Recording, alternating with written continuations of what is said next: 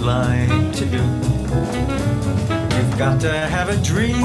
If you don't have a dream, how you gonna have a dream come true?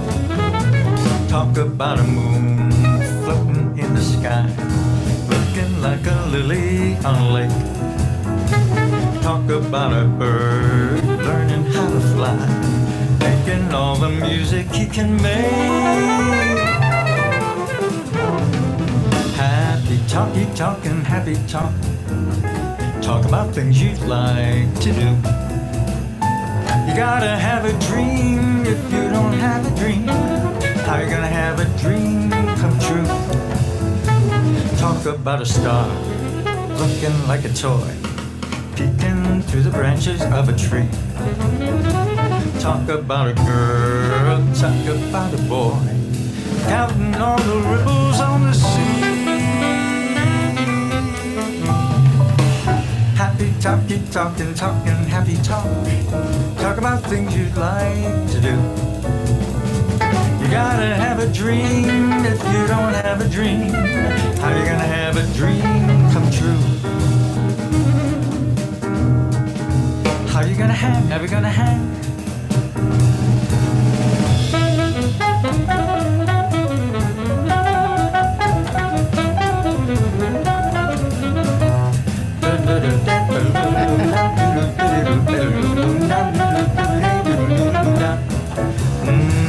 Talk to me, those words that make up a dream. Cheerful speak, light up the screen, spice up the scene, paint the room green.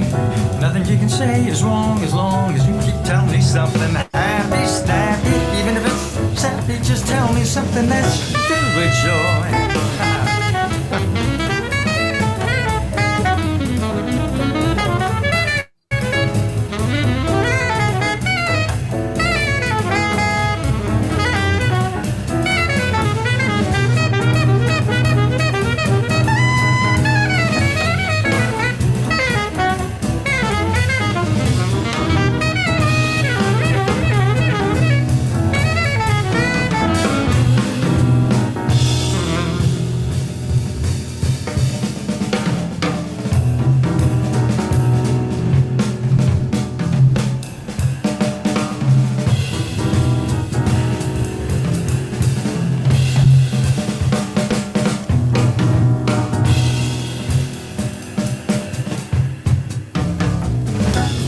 Talk, keep talking, happy talk.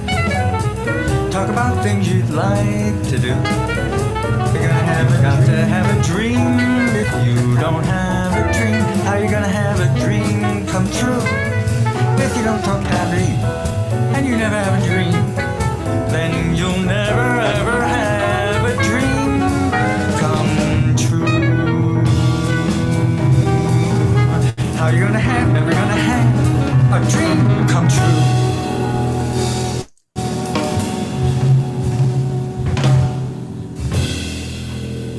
Yeah. Okay. I sounded like that for the most part.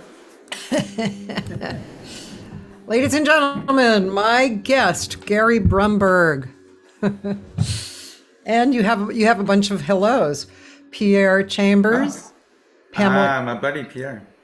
Pamela Clay, Yes. Roland Ascaruns, Jackie Gibson. Oh, yeah. Jackie Hi, Gibson. girl, Jackie. Hi, Sunshine. Sunshine. We call each other Sunshine. Oh. Yeah. Oh, pet name. And Pierre and I are like just finishing up his CD. I am so proud of him. I'm so glad the two of you have connected and are doing this. He fully deserves a CD. Can't wait to hear it. Yeah, it sounds really, really good. He's got such great sensibilities, you know. It's great. So Gary Brumberg, Gary was living in LA for a long time. How long? For decades. Wow. I came out here in 1977 to do a children's theater company. I was involved with a children's theater company in Costa Mesa. And so I lived there, kind of bohemian chic out there. And that's when, schools had enough money to bring in entertainment for the kids. and we would put on interactive shows for these kids. And I came out of Florida State University. I drove out here out in my VW van, with the curtains and everything like that. And Excuse me, do you notice how he's saying out here? It doesn't quite get into his mind that he's in Nashville now. That's right. It's true. It's true. That's true. I told you before, I'm wearing my Nashville plaid just for you.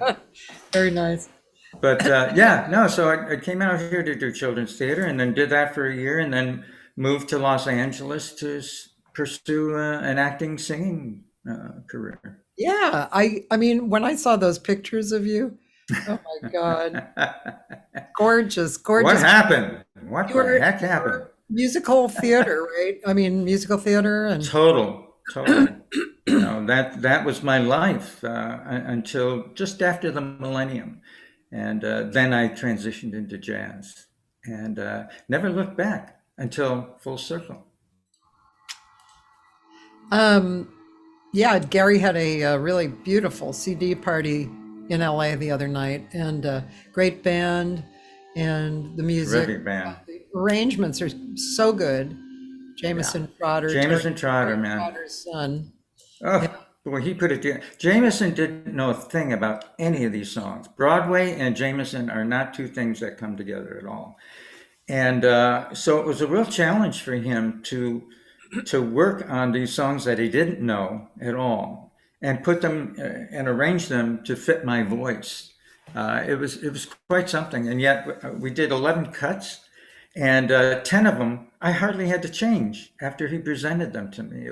He's just amazing. He's just an amazing composer and very intuitive.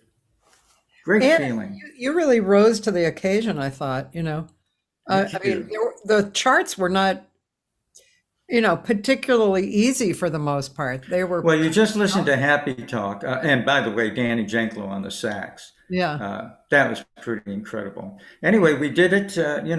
We did it at the CD release there in LA, and we had to slow it down a little bit because I think we had to piece some of that sax and piano work together.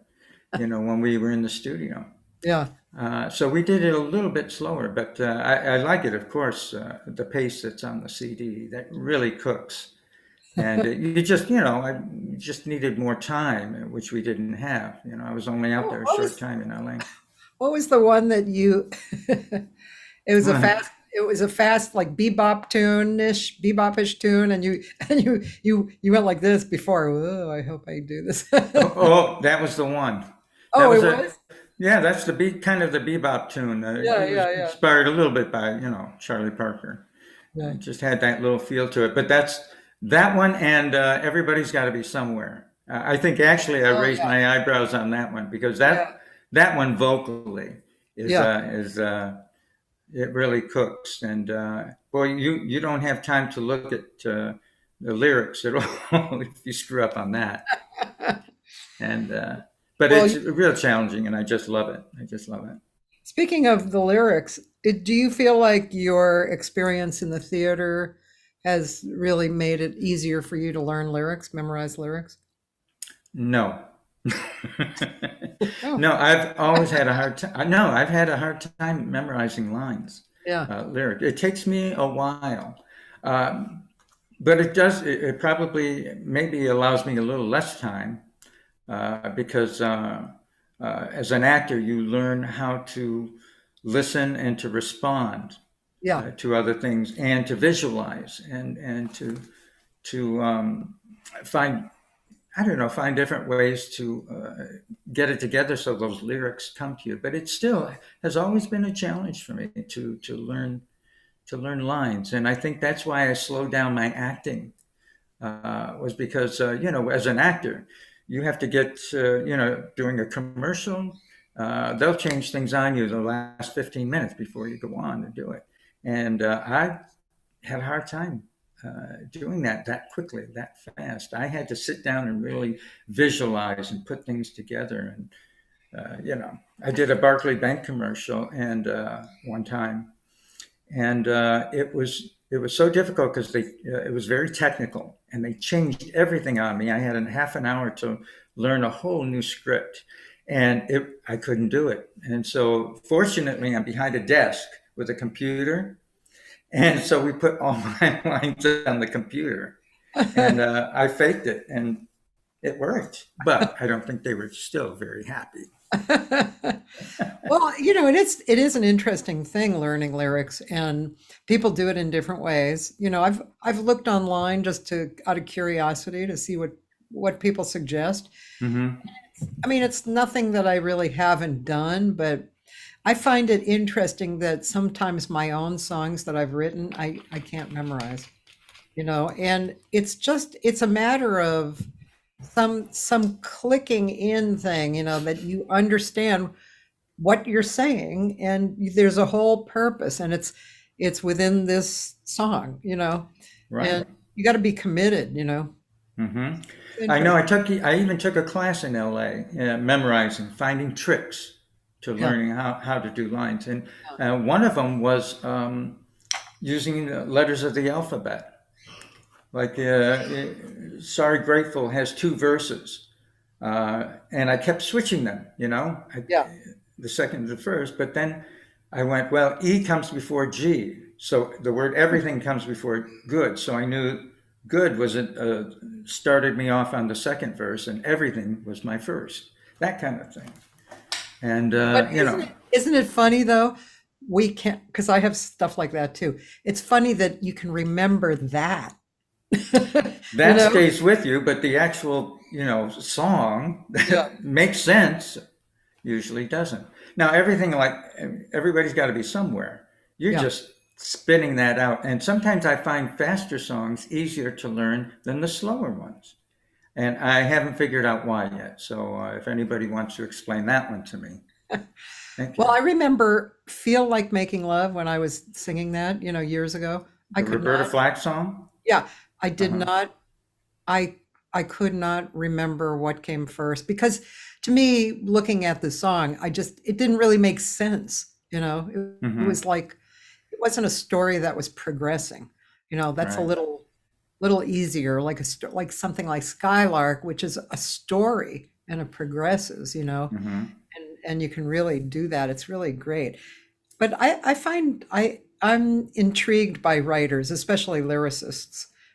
If they write something really good that makes sense and fits in your mouth well, it's really good, isn't it?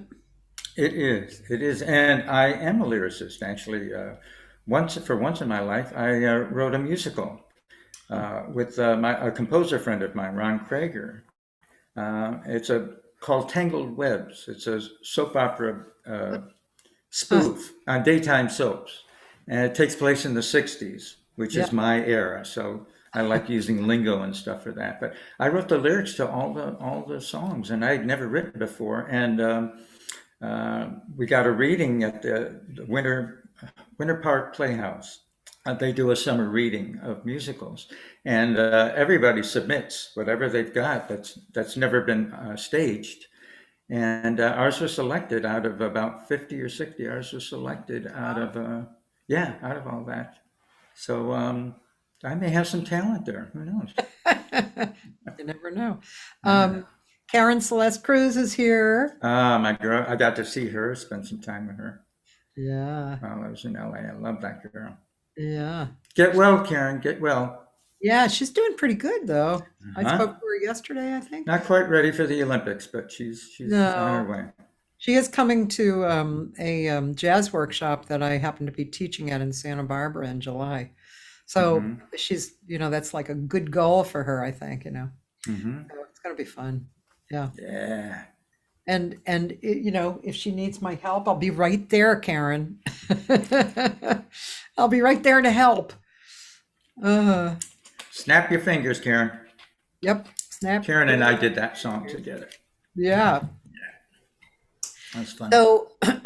So let's see. So this record that you just released, this was your circle. second record. Third.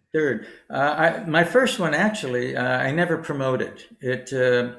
I was just getting into jazz. It was around 2007, and I did it as a bucket list. I just thought I just want something there. So I didn't have the money really at the time to promote it the way I wanted to, and I did it at Nolan Shahid's studio. Oh yeah. In fact, I got it right here. I had this is it here. It's called Up Jump Spring. Oh, cool.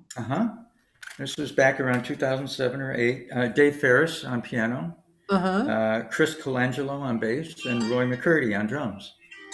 That's a nice band. Wasn't it though? That was that was nice.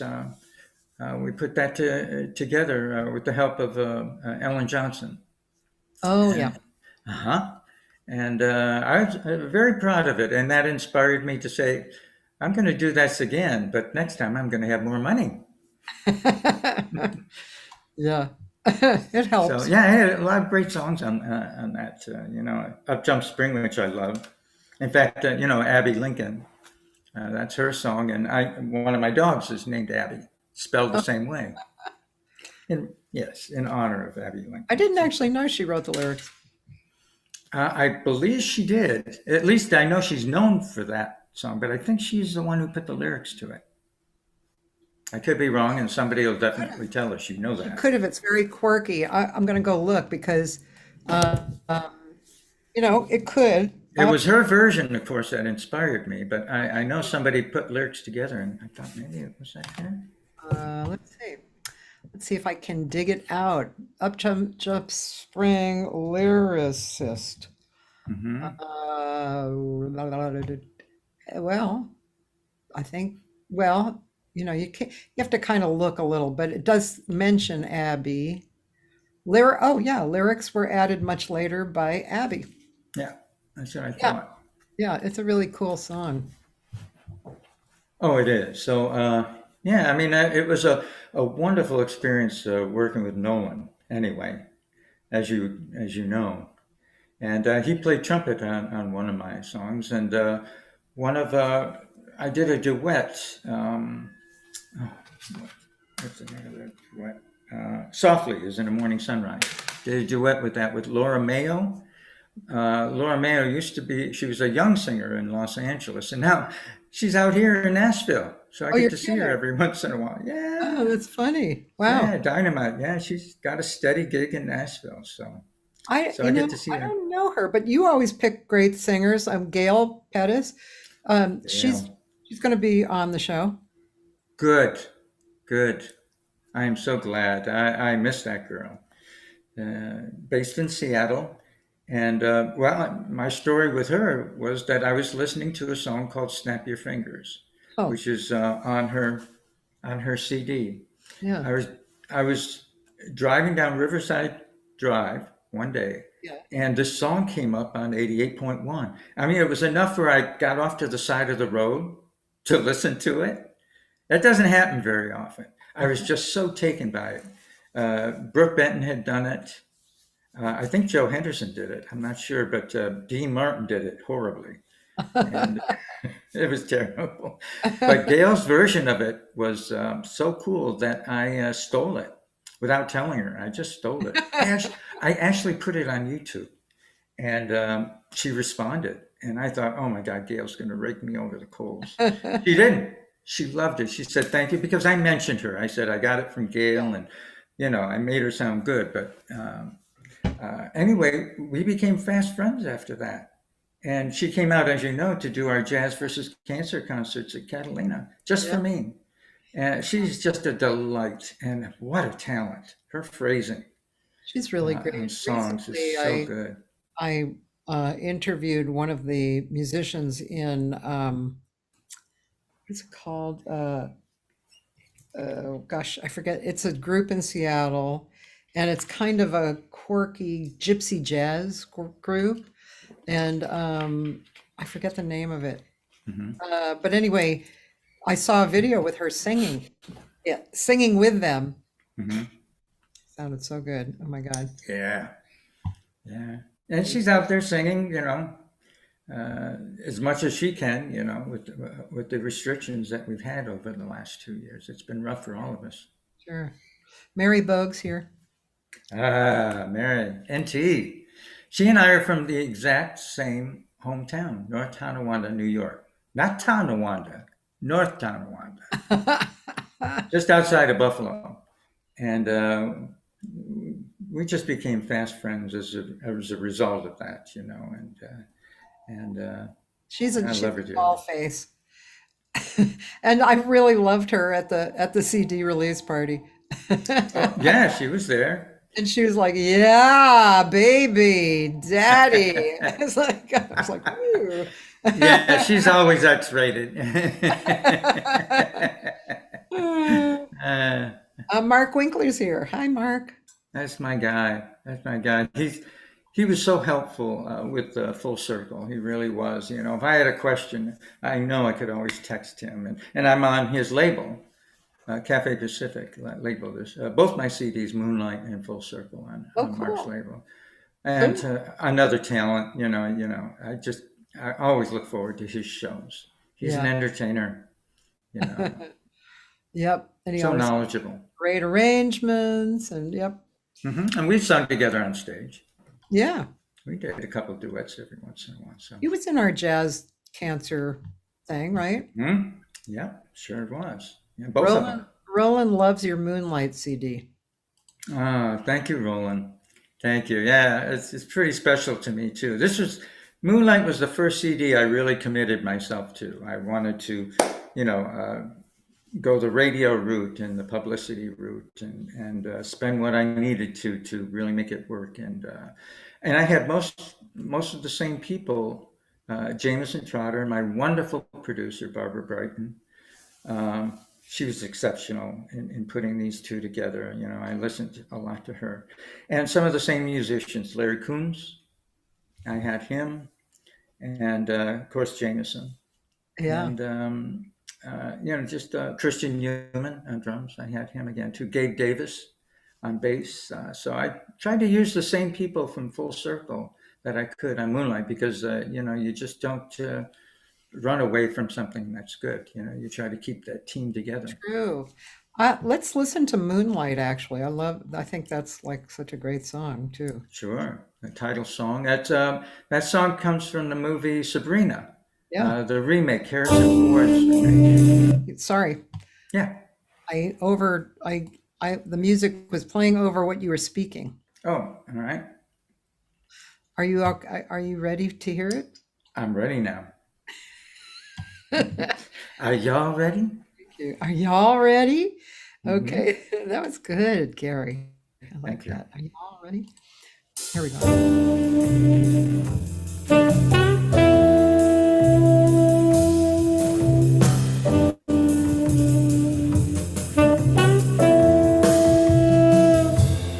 In the moonlight, when the shadows play, when the thought of what could happen takes your breath away, sighs and whispers, quiet laughter in the air, unspoken invitations everywhere. In the moonlight, all the words you say make it relatively easy to be swept away. In the half-light, can we trust the way we feel? Can we be sure that anything is real? Stars keep secrets as they wander indiscreetly, while the echoes of a song go drifting by. We must be careful not to lose our way completely, or the magic that we see here, we can't be sure we'll be here in the morning with the moon away. And if in each other's arms is where we're meant to stay, in the love light, when our eyes have grown accustomed to the daylight, we'll see what waits for us to share. For all the things we've dreamed of in the moonlight, we'll be there.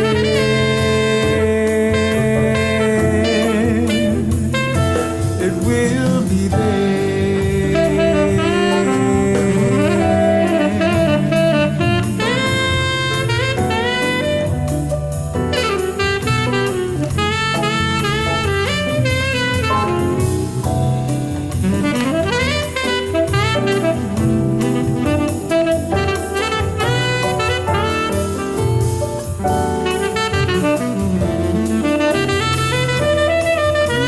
Bob Shepard. Yeah, one of the best, right? Can't go wrong with Bob. Terry Trotter on piano.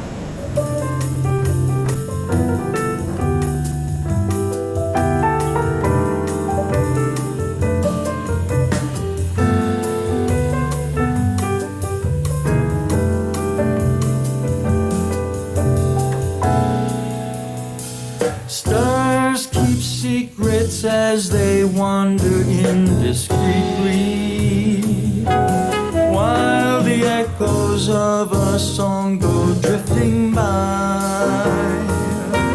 We must be careful not to lose our way completely, or the magic that we see here, we can't be sure we'll be here in the morning with the moon away.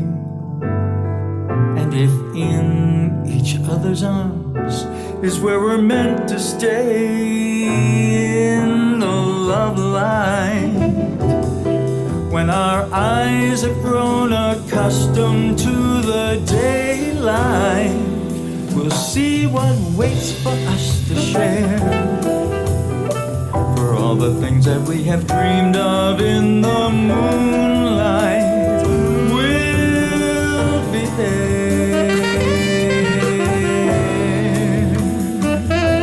In the moonlight, moonlight.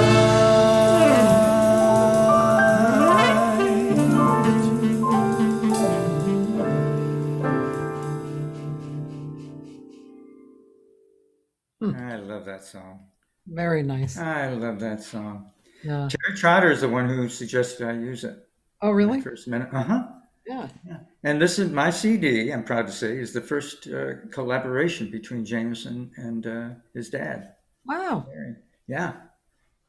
So I was glad to have them both on. Terry played on 3 tracks, and Jameson played on the other 8. But he's also supposed to play What'll I Do, which is on that CD. And but I had a real fast version that I did with Dave Ferris and Jack LeCompte when I did it at Vitello's. I cooked. It really cooked. And I showed it to Terry. And he says, well, that's nice, but I'm not going to be playing on it.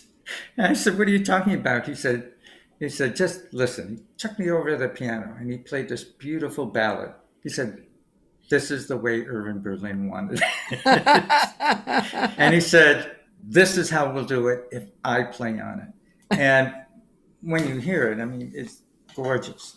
He played it for me, and Barbara was there, Jameson and I were all there when he played it. All of us had tears in our eyes, you know. That's a beautiful song for. I'm trying to imagine it up tempo, but it's on the YouTube with Jack. I did it in Vitello's like 2011, 2012. And it's good. I'm telling you, I'm proud of that son of a mutt. Anyway, but Terry was good, and I wanted Terry to play on it. So yeah, that's really he did it his way. Yeah. That's good. I've had situations like that where actually my whole record with Joe DiOrio, Day by Day, it ended up being ballads because every time I'd bring up a song, he'd say yeah, and we'd play it, and then he'd say, let's do it slower. So by the end, the whole record was ballads. Well, at the CD party, talk about that same kind of thing. At CD party, one of the last songs I did was almost no. It might as well be spring. Yeah. Cooked. But my version was supposed to be that I planned before I met with the band was to do it as a fast swing. But Dory Amarillo said, "Oh no, let's do it as a samba." We did it as a samba, and now I can't think of doing it any other way. Yeah, it works really well like that.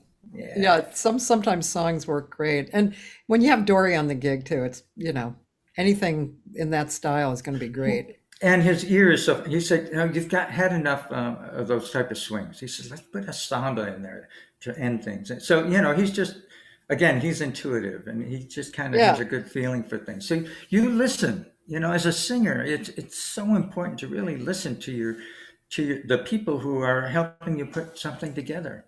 It shouldn't be your way or the highway. You really need to listen and say, oh, this can work. I don't know everything. This, and in so many ways, that's why Barbara Brighton was such a great producer on these 2 CDs. She had things to say and I listened. And, it just worked. It worked that way because it wasn't just about me and putting this together. It was putting our CD together. That's how I still think of it. It's not just my CD. It's mine and Barbara's. I know what you mean. As a producer, that's how I like to work too. There I don't you want to force.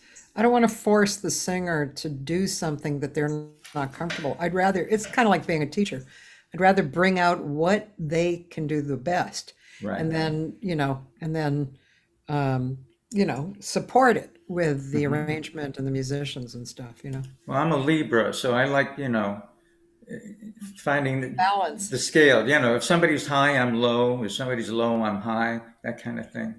And that's kind of how I looked at it. In putting this together is that I don't know everything. So throw something at me and let's see if that works. And it's like, hey, I didn't know I could do that. And it's true. There were some things that I didn't realize that I could do it that way until we actually did it. And so I just like to be open to my musicians, my producer, my technician, studio technician, Tally Sherwood. I really like to listen and open myself up and say, okay, if it doesn't work, I'll let you know. You'll be able to tell. You'll notice me frowning. Well, what do you you haven't been my producer yet. I would love to work with you sometimes. Sometime we will. So what do you think of you've had so much history of theater, and what do you think theater brings to being a jazz singer? Oh, a lot. I mean, it maybe can go both ways. Let's say with Full Circle, because these were all Broadway songs, and I sang them, or many of them anyway, as a broad, a musical theater actor. It was up to me to make sure that it didn't sound like a Broadway singer trying to sing jazz. See all them? So I had to make sure, and that was, I really had to entrust Barbara to say, listen, if I'm sounding something that sounds like the Tropicana Hotel in the lounge at 2:00 in the morning, you got to let me know. If I'm going, hey, you know what I'm saying? It could be easy for me to drift off into that. So, but as an actor, I think in interpretation, words and lyrics, and feeling them and being in the moment without, when you're performing, if you're feeling your audience and really talking to them, as opposed to just singing a beautiful song, there's a difference. There are many singers who don't have that great a voice, but boy, they can sell a song because they're in the moment. They feel it. And that's the acting. Elaine Stritch is a perfect example of somebody who knows how to sell a song, And does she have a great voice? No. But boy, you listen and you hear it, and it's incredible, and you feel things. And that's what I want audiences to do. I want them to feel the words that I'm saying without over emoting. Yeah. I mean, you can go that route too. So you have to be careful. But I think acting helped me a lot in phrasing, in interpretation of there's more than one way to interpret a song. You don't. You could say the same line and mean two different things. Something could come up angry, or something could be sad. What'll I do if you are far away? Or what'll I do if you are far away? You see what I'm saying? There's just so many ways that you can go, and you commit to that feeling, and that's what gets your song to come across to the audience, I think. Yeah. I loved the Sorry Grateful Sondheim song. That Thank was you. really beautiful. Thank you. That came to me by listening to a John Coltrane tune called Blue World. And if you listen to the bass at the very beginning, dum, ba-dum, dum, da-da-da-dum, ba-dum, dum. And I listened to that, and I was singing Sorry Grateful Yeah. to his song, Blue World. And I'm saying, this is working. Something's working. So I called Jameson right up, and I said, Sorry Grateful, listen to this, listen to the bass. It's going to take us through the song. It's going to take us. And he just ran with it.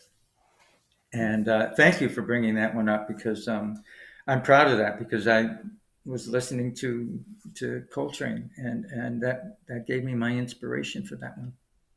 It's a really beautiful one. Maybe we'll listen to that in a minute. Sure.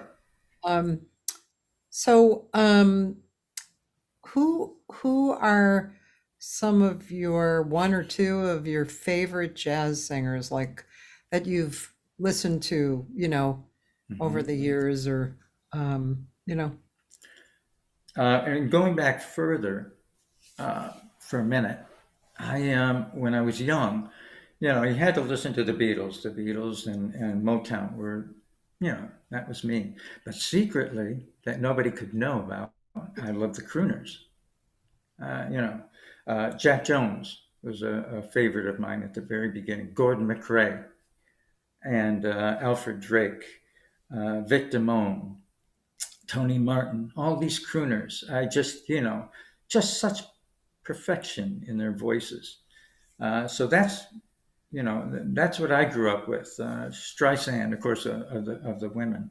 But then I moved into jazz, and all of a sudden, a new flux of people came in. And the one that I identified with most was Mel Torme. I just thought this man is just absolutely incredible. His scatting is just amazing. Have you ever listened to him scat with Buddy Rich on the Merv Griffin show? specifically, I don't think so. Oh, wow. They just put something together, the two of them, on the Merv Griffin show. It's on YouTube. It'll blow you away. So then Nat King Cole, he came into the picture with me, that beautiful voice. And then more contemporary, Gregory Porter. Yeah. Kurt Elling, of course, And I know I sound nothing like him, and the style is totally different, but Mark Murphy. I listened to him, especially in later years when his voice got so raw. Some of his ballads, I'm Through with Love is one of them, that just the arrangement and his voice just hits you, just deep in your soul there. So those are definitely some of the people. The women's side, of course, Ella, but I have a kind of a strong kinship with Sheila Jordan. And Sarah Vaughan is another one I love. Morgana King. I was at the Hollywood Bowl one time when I was first coming out here, 79. It was a tribute to Billie Holiday. On one bill was Carmen McRae, Nina Simone, Morgana King, Maxine Weldon, and Esther Phillips. On one bill. I was in heaven. Just absolutely in heaven. That's incredible. Yeah, my sisters and I actually grew up with a lot of similar stuff. My dad was a sax player, so he was listening to Stan Kenton and Ella and people like that. But we also listened to the people that you listened to, and Cleo Lane. Oh. You know, oh, so do. You know, it's like, that's where I learned all blues, actually. Morgana King had one of those saw kind of voices. Right? Very high, too. Yeah, very high. The Taste of Honey is one of my favorite Morgana Kings. Absolutely. Oh, Have you heard it? Yeah. Oh, yeah. That we grew up on that one too. And the rhythm changes. The rhythm changes after she goes into the bridge. Yeah. You know, because it's all kind of rubato at the beginning. Da-da-da-da-da-da, and she's doing her, and then it kicks in to the rhythm. I'll be there. Oh, yeah. And she has that sing-songy saw, like one of those saws that you kind of play. But I was just entranced by her. She was entrancing, definitely entrancing. Hey, just for fun, let's watch the Mel Torme and the Buddy Rich. Oh, good. Please do. I don't know how long this lasts, and you may have to cut it off soon. But... You remember all those old vaudeville shticks, don't you? Oh, that's right. Very old man. Now, are we all set? Are you? Oh, I didn't share it, did I? Is there video? Yeah, wait a minute. I'm not sharing. Hold on. Here's the time. Read my lips. 1, 2, 3, 4. Nice. Love for sale. Appetizing young love for sale. Love is fresh and still unspoiled. Love is only slightly soiled. Love for sale. Who will buy? Who would like to sample her supply? Who cares to pay the price? Well, a little quieter, it's a vocal. Love for sale. That poet's pipe of love in that childish way. She's known every type of love better far than they. She's known every thrill of love. She's been through the mill of love. Oh, love, true love, every love but true love for sale. Appetizing young love for sale. If you want to buy her wares, follow her and climb the stairs. Love, shoo-ba-doo-dee, boom-doo-dee, boom-doo-dee, boom-doo-dee, boom-doo-dee-doo-doo, down. Shabba-doo-ba-dee-doo-doo-doo-ba-dee-doo-doo-doo, whip-a-dee, whip-a-dee, shabba-dee-doo-dee-doo-doo,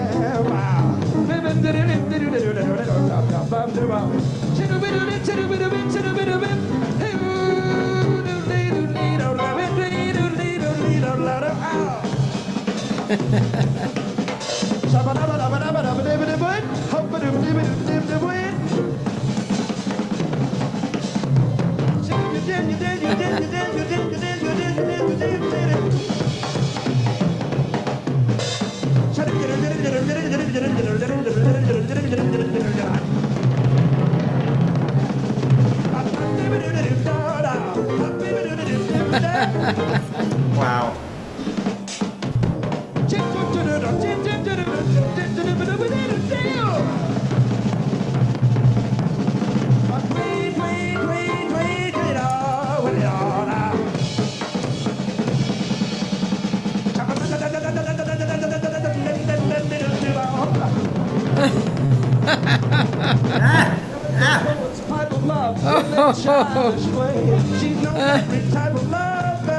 So swinging, Jesus. Yeah, just killing it. Love, every love but true sale. Buddy Rich is so fucking good too. Isn't he incredible? Yeah. If you want to buy her wares, follow her and climb the stairs. Love for sale. Climb the stairs, buy her wares. Still unspoiled, slightly soiled.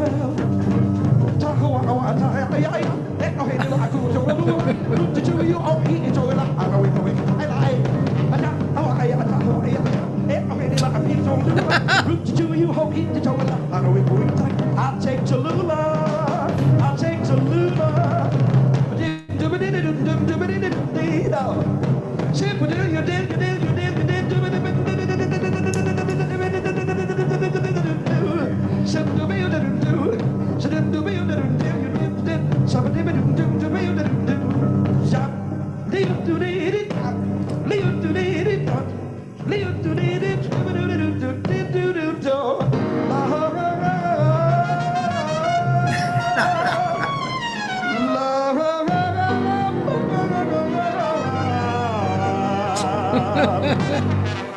For sale.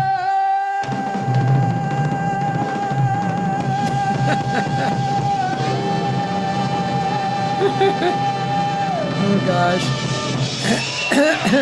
Wow. Okay.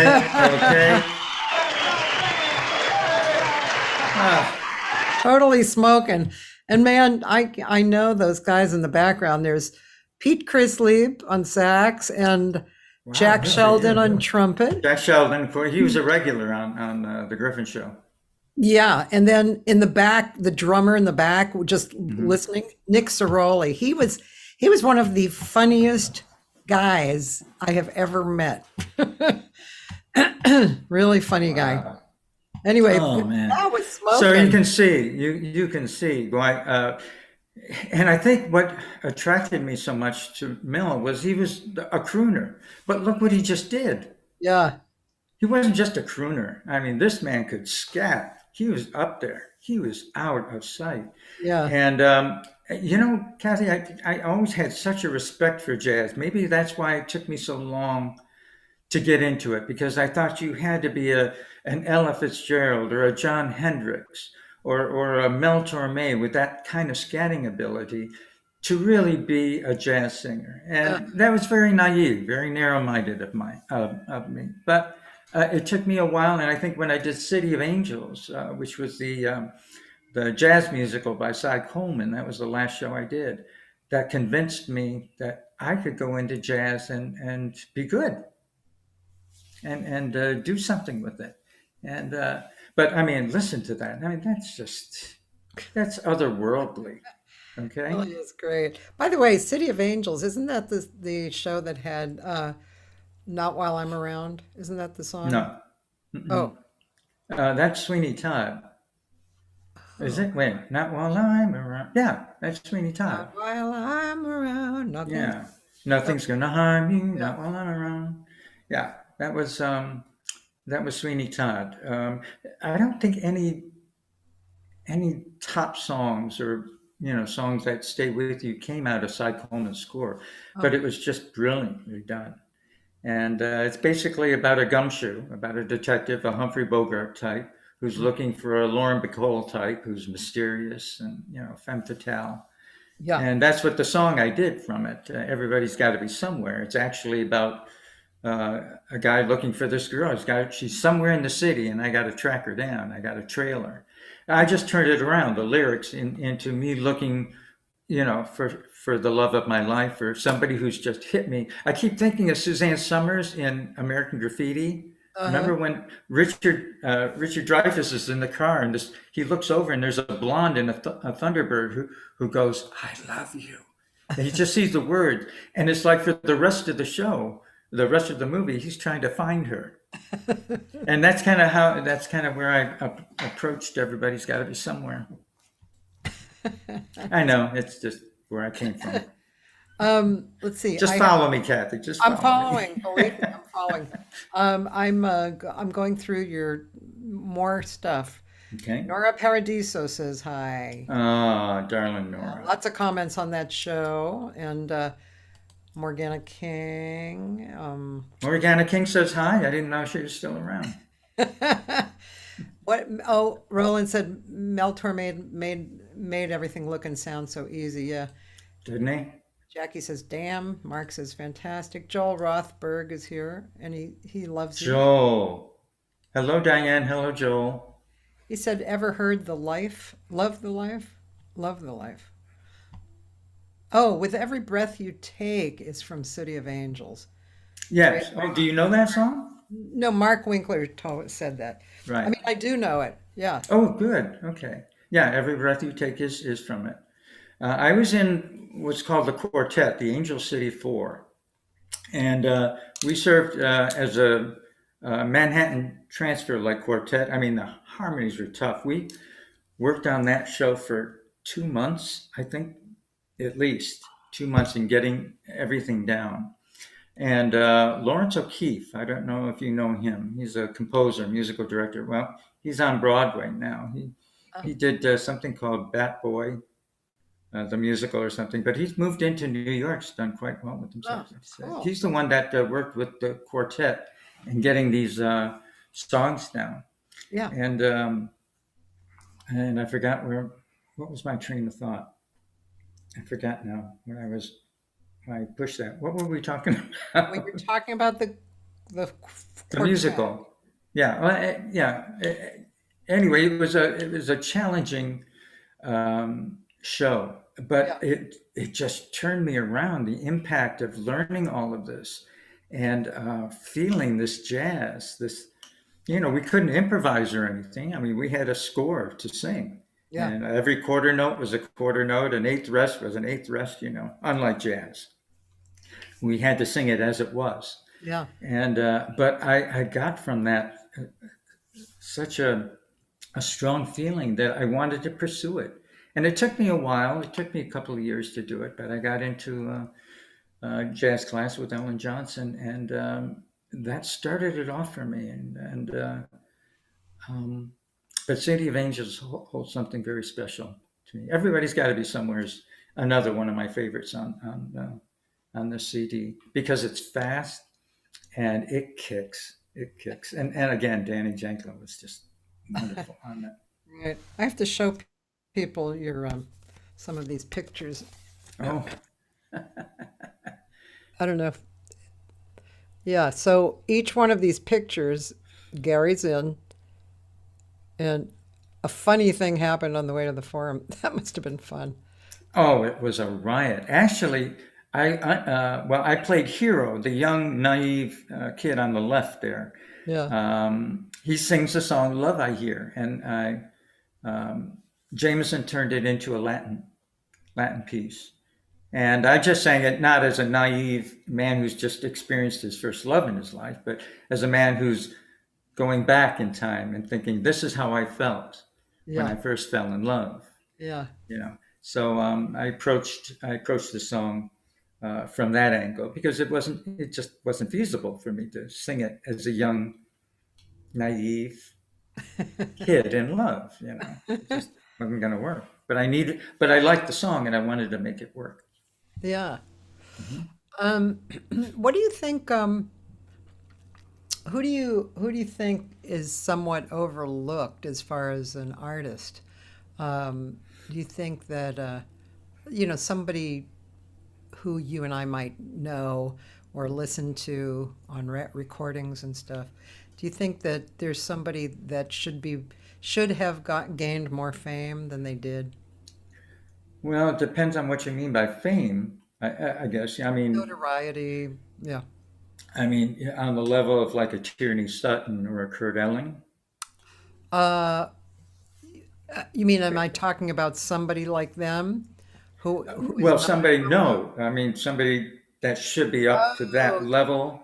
yeah. It's kind of hard because there's several people I think of, but I don't want them to think that I think that they're not, Well, how about somebody you don't know?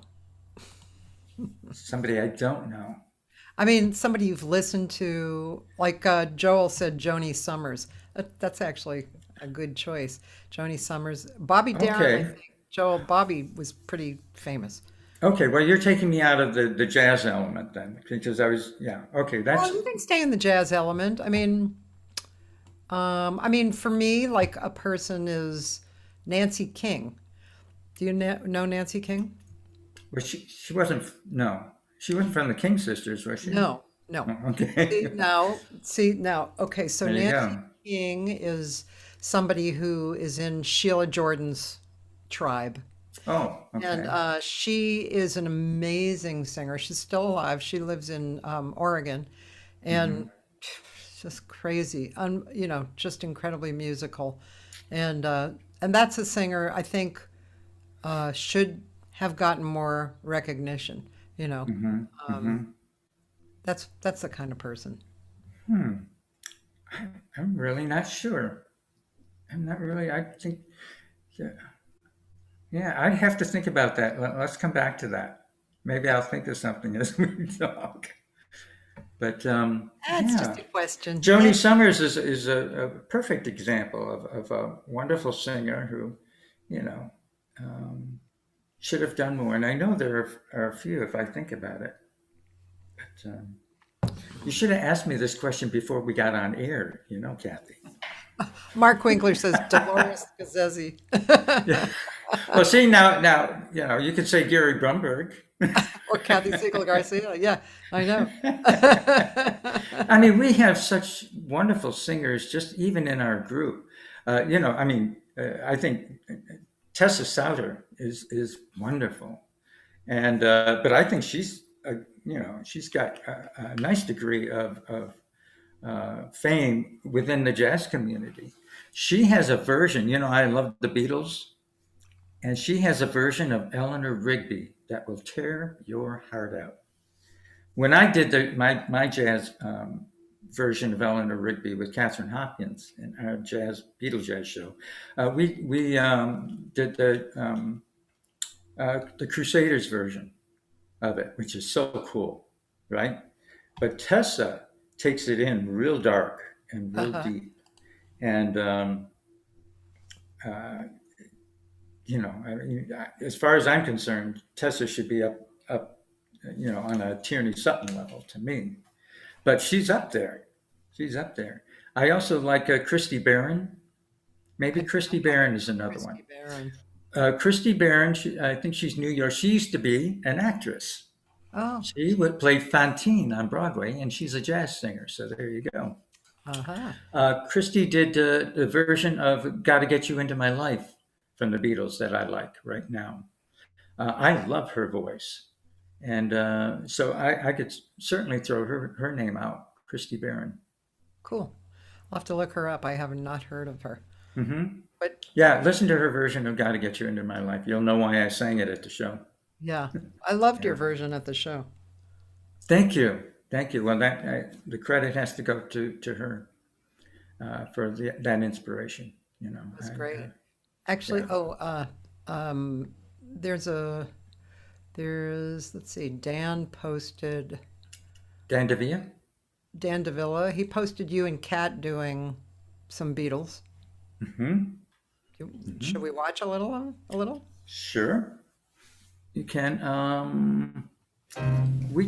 Yeah, that's a good one. That's is a medley of "Love Me Do" and "Yesterday."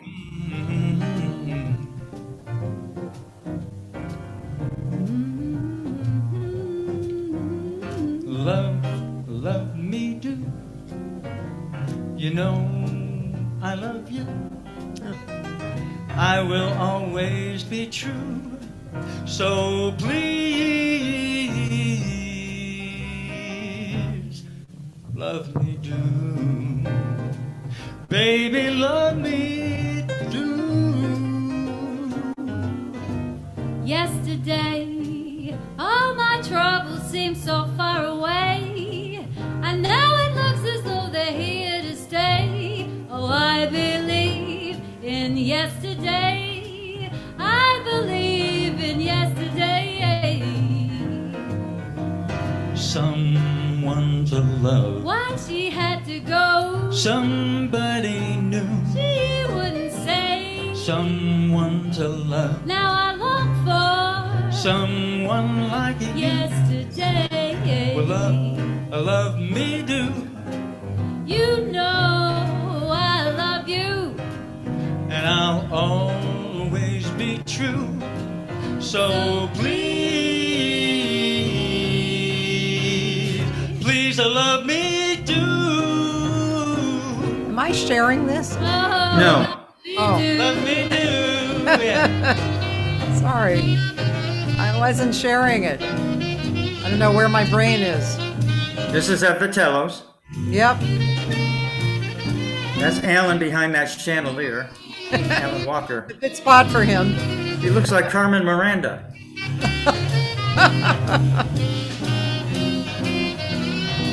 And our Jack LeCompte on drums. My man Jack, I miss him. Yeah. Hey, you know what? Let's talk about I thought that show was really good. Thank you. So yeah, that was a good show. We really wanted to put some strong jazz spins on all those songs and make them really different. Yeah. But noticeable, knowing that that's the song without getting too far away from it. But I'm one who loves to get far away. If you know the song, I want to do something different with it right away. And I know that goes against the grain of a lot of people. Certainly You establish the melody, the first verse, and many times I'll do that for sure. But I'm not stuck on that frame of mind at all. If I can play with it, I will. Well, yeah, I know. I've heard it all. From musicians and everything, And even like if I sing a note that has tension, had the piano player change their chord so that it's in the chord. Sure. It's like, please don't do that. I want to sing that note. Don't change. But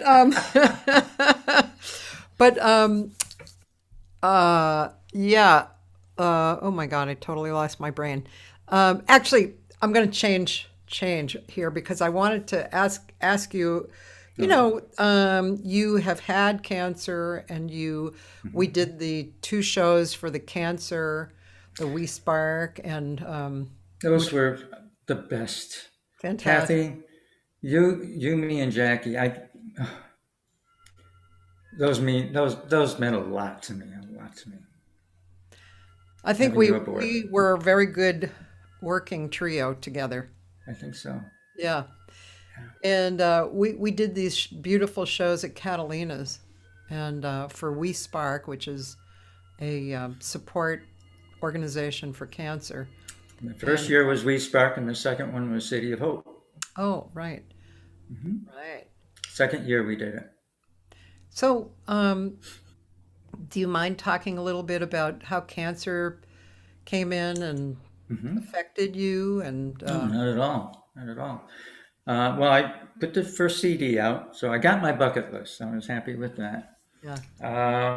I was starting to feel strong enough to perform again. It took a while. I kind of stayed within the safety of Ellen Johnson's classes for quite a while. Despite all the experience I had before, I had just taken a reprieve from singing and performing and stuff like that. And so I got back into it about 2010, 2011. I started performing again. I went to Crown Royal, down near the airport, and did a show there, and Vitello's, of course, and Gardenia. I put together my own show. It was called The Kid from Euclid. And that's Euclid Avenue was a street I lived on as a kid, and songs my mother loved, and things, that's kind of the theme. So I was really getting into the swing of it now, strongly. 2012 in July, I was at the, I was at work. No, I had just woken up getting ready for work. I was working for the county of Los Angeles, and my jaw, my mouth wouldn't open. My jaw that's about it. I couldn't move it any further. And I just had dental surgery done. And so I went to the dentist saying, is this temporary? Whatever's going on with my jaw. I can't seem to open my mouth up very wide. And they said something's wrong here. And so they did an MRI and on me, and I was told that I had tonsil cancer. And nope, yeah, I talked to other people about it. They'd not even heard of it. Is there cancer of the tonsil? And it was my left tonsil here. And it was fortunately, it was a stage 2. So we'd gotten it early. So I knew that I was probably going to get through this. But I had radiation done. That was the method that I chose to combat it. And it opened my jaw up a little bit, but it never opened it up wide again. And unfortunately, the radiation destroyed my salivary glands and my taste buds for the most part. I got some of that back to the point where it's very difficult for me to eat solid foods now. Actually, I'm on Ensure for breakfast, lunch, and dinner for the most part. I can have soups and smoothies and soft pasta and things like that, but my jaw aches. It gets very sore in eating. So, and my voice was gone. It just destroyed my voice. And but I was coming back, and my voice started coming back after about a year or so. I went into remission in 2014, and got back into singing again. I was able to get back to it. In fact, I remember the very first show I did was for Clifford Bell.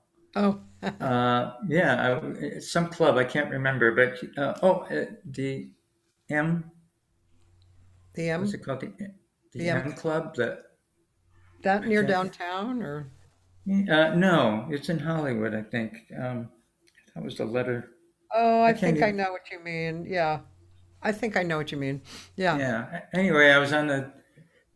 He put me up there with 2 other people, Ada, I think, and someone named Lois, Uh-huh. a friend of his, and the 3 of us did a show that night.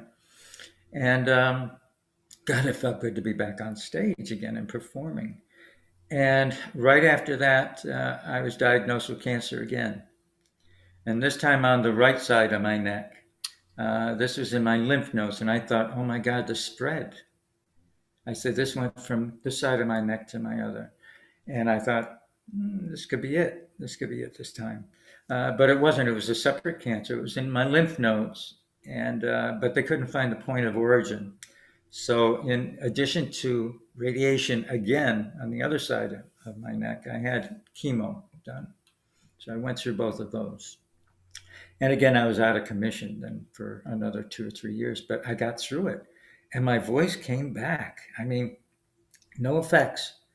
No effects. My eating, yes, and my voice, my mouth, it's all screwed up, but my voice is there. And so I got right back into it, and started singing again. And I went right, as soon as I could, I went to do Moonlight. I'm not wasting any more time. I'll find the money. I'll find everything that I can.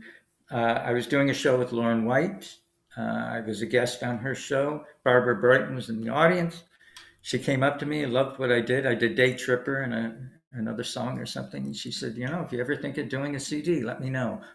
I jumped on her. I said, let's do it. Let's do it. And we put it together. And, I've been fine. I've been in remission now for about 5 years. And it's a glorious feeling to be in a studio again and singing my heart out and all these songs that I love and coming back full circle. I think, I guess I did full circle. It all came into my mind because I wanted to encompass everything in my life. After 2 bouts of cancer, I didn't know how much time I might have, to come back again, whatever. Yeah. I wanted the whole idea of my whole life into one CD, and Full Circle is it. So cool. Yeah. It's a great CD. I love these 2 CDs especially.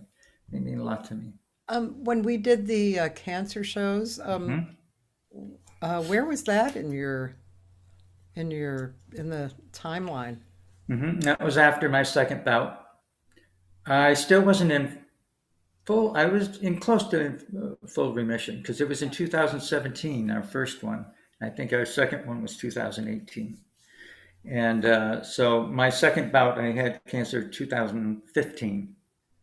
So it was after that. So I remember for one of the shows, I was just sick. I just came down with a bad cold. Gail and I were doing the duet, Snap Your Fingers. Yeah. And I managed to get out Blue Skies, but it wasn't the best. But I wanted to sing, I mean. Yeah. Yeah. And then we had Jack LeCompte, who was dying of cancer also. God. Well, Yeah. we didn't know that he was dying at that point, did we? Wasn't he We kind of in had remission? cancer, right? But He had it, but it came back with a vengeance, I think, after. yeah, and We lost, Lori Donato, who performed for us. that was surprising.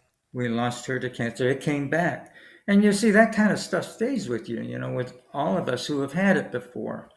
Cheryl Benteen is a 2-time survivor, bless her heart. Yeah. And Cheryl and I have talked about that often. And So we've been. The singer who's a famous father singer, Gina. Come on, you know Gina Eckstein. Oh, yeah, Billy Eckstein.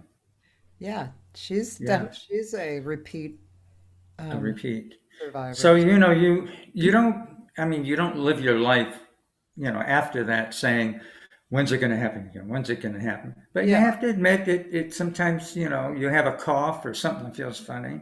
Yeah. You might go to that place, but I've never gone to that place where I'm fearful all the time. Yeah. And my whole life is, when's it going to happen? Will it happen again? You can't do that. There's, No.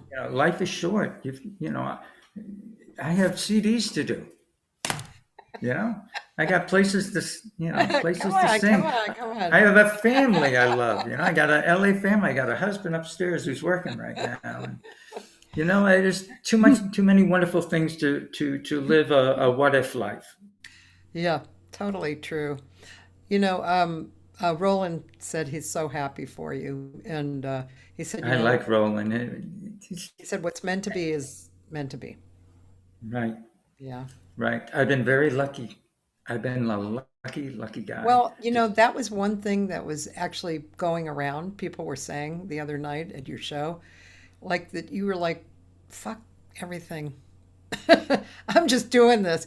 I'm doing it. I am committed to it. I'm giving you who I am exactly, and I'm going full force. And isn't that a beautiful gift to give people observing your show? It's the jazz community in LA. It's a give and take. We're there for each other, and they're there for you. And I mean, what an audience I had out there! It was Fantastic. full of love. Yeah, Just totally. full of love from the county of Los Angeles and my jazz community and just friends, maybe neighbors or what have you. But boy, I mean, I felt it from the first song when I sang. Oh, yeah. When I sang, I went, I'm home. Every person home. there knew you and loved you.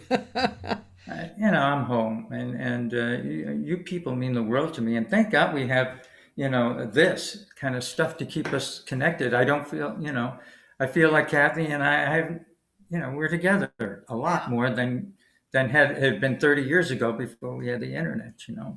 Yeah. Yeah. Yeah. Wait, Roland is adjusting what he said. Adjusting. Yeah, he said, Gary, what I meant to say is you were meant to sing for us. You were meant to regale, how do you pronounce that? Regale. Regale, thank you, us with your gift. Well, thank you.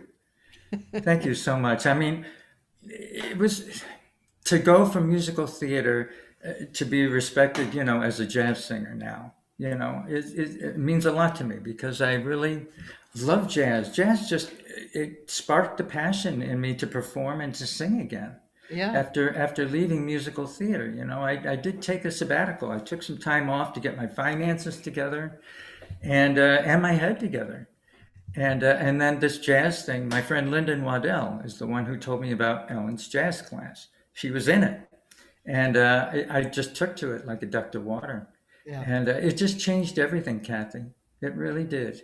And you know, and then I meet people like you and Mark Winkler and Barbara Brighton and all my friends, you know, Catherine and Mary and so forth. And I found a family. This is a family. Yeah. And I love being intimidated by you talents. You know, that's how I think of it. I say, boy, when I hear a Cathy Segal-Garcia CD, I go straight back to my own and go, okay, I'm good too. I'm good too. I'm okay.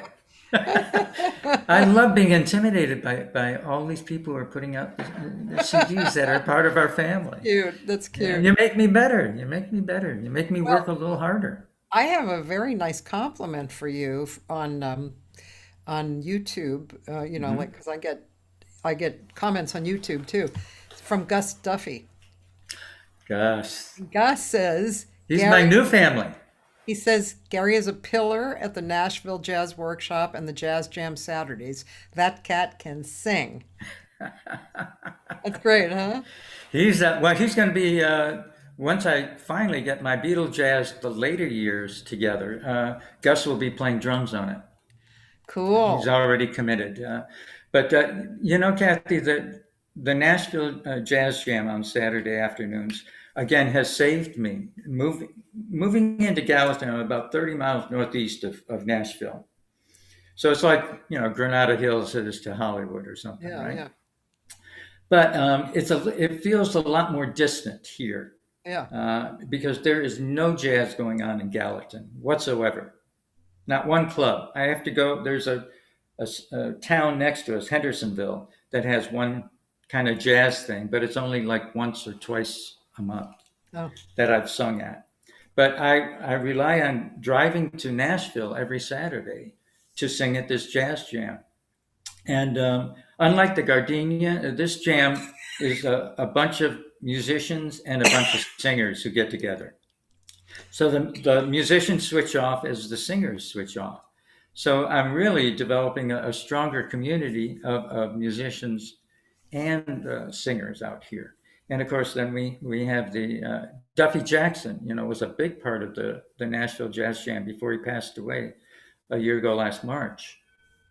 And what an entertainer he was, you know. So I've met some wonderful people. The Nashville Jazz Workshop has kept me alive. I got to do my CD release party there. Laurie Meacham and Roger Spencer are just a vital part of the Tennessee jazz, Nashville jazz community. And but there are a few places that you can go to. You know, not too many clubs. There's only one jazz station. It happens to be 88.1, believe it or not. But it's WFSK. It's out of Fisk University. And Sharon Kay is the manager of that. I gotten to know her, and she's played some of my stuff on her station. But there's not a lot going on, so I still embrace my LA community a lot. You people are, you know, you can't get over you guys very easily, no matter where I'm at. LA is my home. I live in Gallatin, but LA is my home. yeah. It's a very strong community here. Really strong. And you helped make that, Cathy. Oh, thank you. You're a terrific girl. You're a mover and shaker that I've admired and respected for a long time. Thank you. Absolutely. Let's see. Joel said, "What would happen if you and Mark did a show together on stage?" Mark just suggested it while I was there. And also Dory said, But we have to fight over whether it's the Gary and Mark show or the Mark and Gary show. right.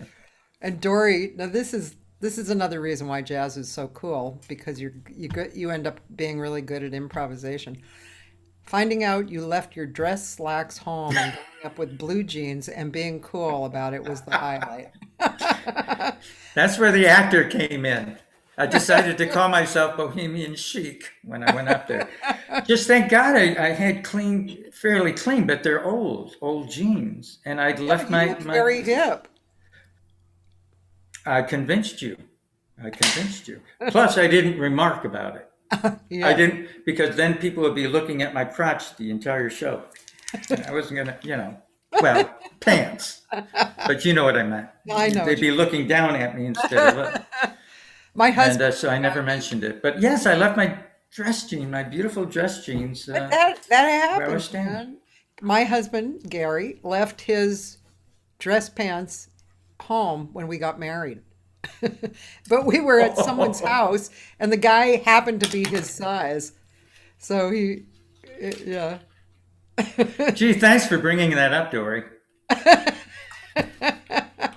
But see, that's great. It's a great piece of It is. improv, that happened. Yeah, it just happened with the guys and I. We were all having dinner, at just before the show. Guess what I have? Huh. Dan found you with Dave and Chris and Jack doing What'll I Do? Okay, I'll reserve that to you. I'm proud of it. Fast version of What'll I Do that Terry Trotter couldn't handle. Or didn't want to handle. Here we go. Oh, I get to hear Jack again. What'll I do when you are far away and I am blue? What'll I do? What'll I do when I am wondering who's kissing you? What'll I do? What will I do with just a photograph to tell my troubles to? When I am alone with only a dream A of little minor there. that won't come true, what'll I do? Nice. Get it, Jack.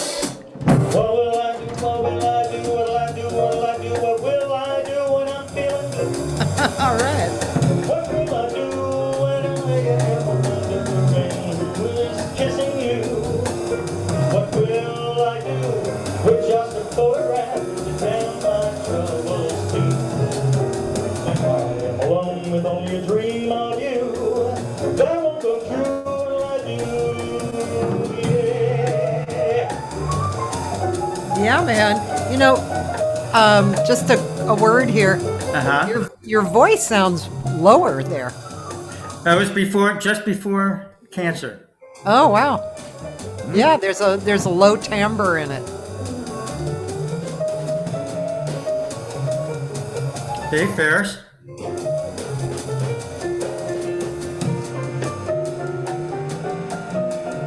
My buddy Jack. Yep.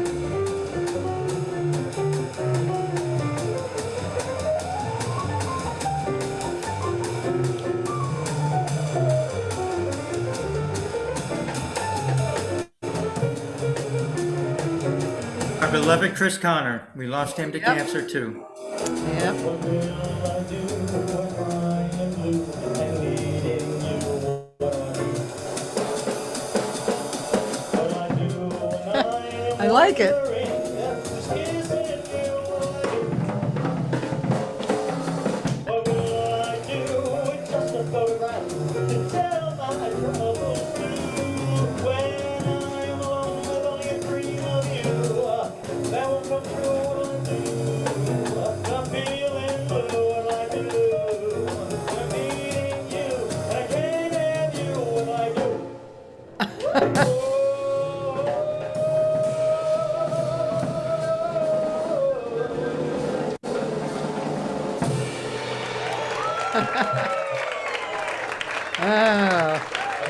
Wow, that's amazing.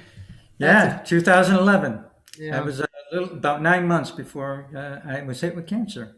So yeah, my voice was a little bit different, sure. Yeah, interesting, right? But see, doesn't that work? Tell me that doesn't work. Yeah, I really dug that. Thank you. Yeah. And Dave Terry arranged Trotter, it? Dave. Dave and I put it together. I said I'm always looking to do a song different. Yeah. If it's fast, I want to do it slow. If it's slow, I want to do bossa nova. It's always something different. I want to tackle it different. I think that's such a rebellion for me as a musical theater performer because you had to always sing things, the way it was. When I got into jazz and improvisation, it was like I want to take it all away if I can. Yeah. If I can do it. If not, I'll sing it straight. I've sung a lot of songs straight, but Yeah. But that's what I love about jazz, and I think that's what sparked me to want to perform again and to get this out and to do what I want to do, when I want to do it, and how I want to do it. And I just love. What did they say? Jazz requires a strange alchemy of instinct and perseverance and improvisation. You know, it really is. It's a strong combination and expertise. You know, I mean, there's a lot of expertise that has to, you know, you can't just fool around with that stuff. Bad scatting is bad scatting, and you can tell. You know, when you're doing Scooby Dooby Doo, Frank Sinatra style, you got to be, you know. That's true. And you know, I have to tell you, I wrote this book, right, that I came out with this year, The Act of Becoming. And it's a small book. It's a philosophy book about how our points of view in one area of our life applies absolutely to other areas. And all those things that you just said, that's actually applies to life. Life. And, you know, singing jazz, definitely. And believe it or not, what I found over the years, which is part of why I wrote this book, to even teaching voice technique. It's the same, you know, the amount of commitment that you have in one area, you can apply to another area and gain Absolutely. tremendously from that, you know? Absolutely. You know, I don't know if cancer would have changed anything, whether I'd had it or not, you know, changed my approach to jazz was pretty strong by that time.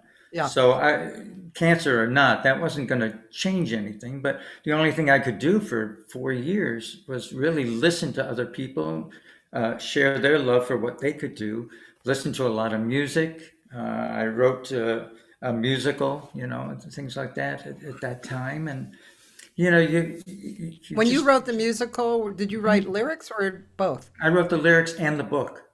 Oh, I see. And I had a composer. Who was the composer? Ron Prager, who's wonderful. He played for Helen Reddy in Australia for a lot. Yeah. And a wonderful, wonderful piano player. Played at the Four Seasons for a long time back in the 80s and 90s and things like that. And what's so strange is he moved to Australia to play for Helen. Oh.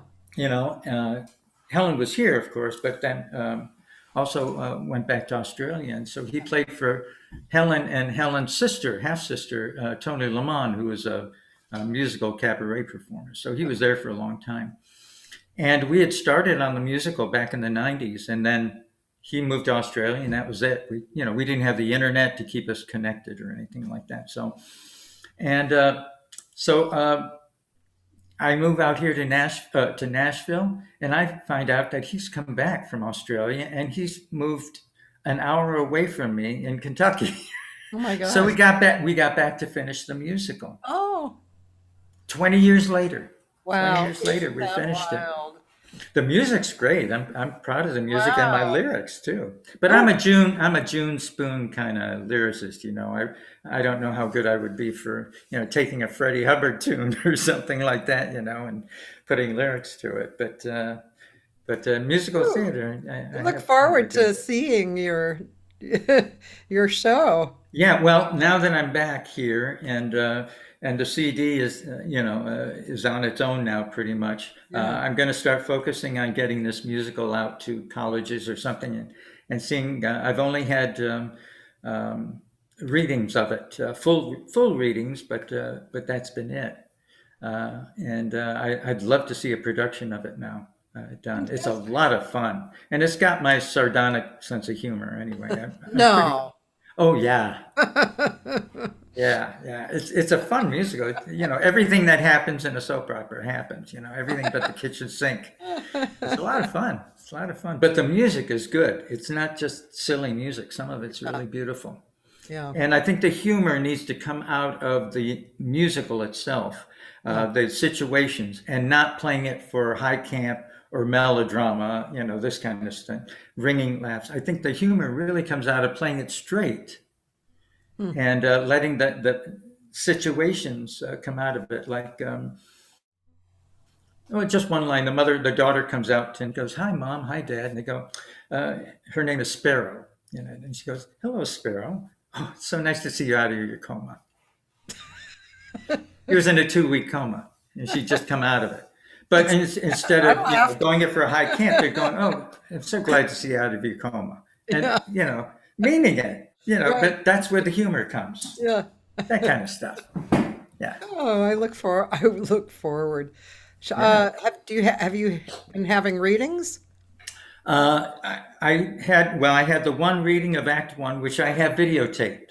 Oh, So if you're interested, I might sneak it out to you. Ron and I didn't have a lot to do with the casting, so we didn't think some of the casting was exactly the way we wanted. And I think they tended to play it a little more high camp than I wanted it to. But it was nice to see it off the ground. yeah. And the singers were all so committed to it. So it was a lot of fun to see it. How fun. Yeah. Great. Joel says maybe we need a musical about Mel Torme. Oh, there you go. Check it out, called More Fog Than Velvet. Joel. Okay, more fog than the life of Mel Torme. More fog. Well, hey, and his two sons are very talented, Steve Marks Torme and James. I saw James Torme at the Vibrato a while back, and loved him. I thought he was very good.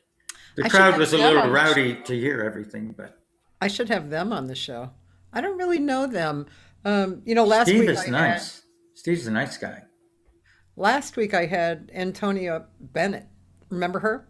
Of course, she was at our Jazz versus Cancer show. I I think she had a baby. Didn't she have a baby? Yeah, the baby's 5. And Well, there you go. she's such a nice and philosophical, kind of a copacetic chick, because she grew up in the music, she grew up with her dad, right? And just Right. in the jazz life. And you can really hear it when you speak with her, It's really cool. I still, she's very impressive. She opened our show Yeah. with Fascinating Rhythm. That was her song. I remember it distinctly. Very talented girl. She opened for her father too on All the stage. time, yeah. Yeah, good for her, boy. I never forgave my father for not being Tony Bennett. Oh, it's too bad. Yeah, well. Sorry, Dad. We could have been so much better. What do you think was one of your biggest epiphanies in life that, there's not just one, but what was a big one that kind of shifted your viewpoint? I know this is a little left of center. You're but doing it to me again, Cathy. I know, I'm sorry. That's all right. Well, of course, the cancer, that had to. I think one of those out of the cancer is I'm surprised at how much stronger I was than I thought I was. Because when another person like Jack, Lori, and all that, those people who didn't get through it, and I thought, I should have fallen apart, not once, but twice. Yeah. And you just realize when you are faced with something that can be life-threatening or tragic, a death in the family, whatever it is, how strong we really can be Yeah. in surviving and moving on. And I know it's not always true. I just thought about Naomi Judd. She had the world, but it doesn't always mean everything. Things can happen. Her bipolar situation, and but I was surprised at how strong mentally I was. I don't know if I always thought of myself as a strong person until that happened, and it was like I had a better outlook than I sometimes tend to look at a glass as half empty as opposed to half full, and I think that maybe that's less so now as a result of having cancer twice. You often think, why me, but then you see it happening everywhere. So forget that. Very Why me? personal, right? It's Forget that now. it's your Just own deal with it. personal path, right? And opening up to other people. The first time I didn't open up to people as much as I did the second time. Second time I wanted people. I got involved with Raitt.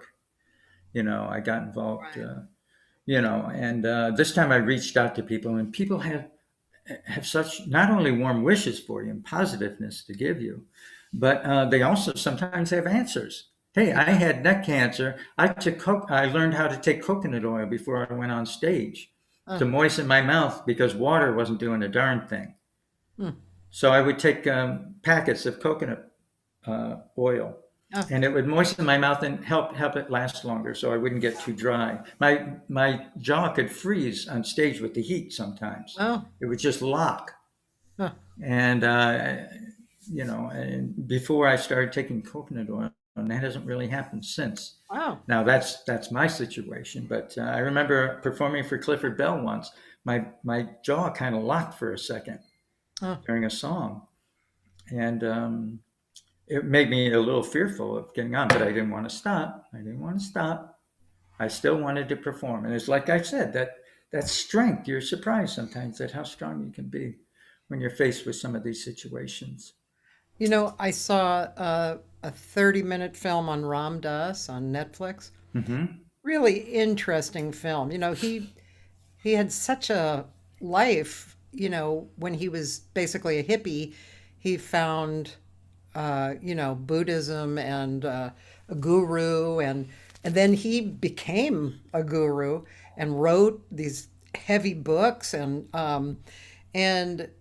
about 8 years ago he had a major stroke, and he couldn't move or talk, and now he can talk and move a little, but he needs a lot of help still, and is talking. Sometimes it's really interesting to listen to him because sometimes there's like he'll say something and then there's a long pause, and then he'll continue. But sometimes there's no pause. But anyway, this film was beautiful. And I mean, now he's like totally in bliss. And you know what he said that I just loved? He said, I forget exactly how he put it, but basically he said, you're graced by actually needing help from people. You find grace by that. I just loved that because we are that is so beautiful. often like, oh no, I don't want to ask for any help, or but I just thought, wow, that's so true. Especially I felt the difference between the first and second time when I had cancer. When I reached out to people, I don't know. I think it helped physically. Yeah. I think it really helped me physically because the first time I had it, you're afraid to let people know. Yeah. You don't want to be a downer. I can't eat solid foods. Will people want to go out to restaurants with me? Yeah. Because they'll feel guilty if they enjoy their food while I'm sipping soup. And I went to people and said, please don't feel that way. I said, eat like Henry VIII. Whatever you want, I'll deal with it. If I could deal with commercials showing wonderful food recipes, pizza and stuff like that, which I can't have, I can deal with it. But please invite me out for dinner.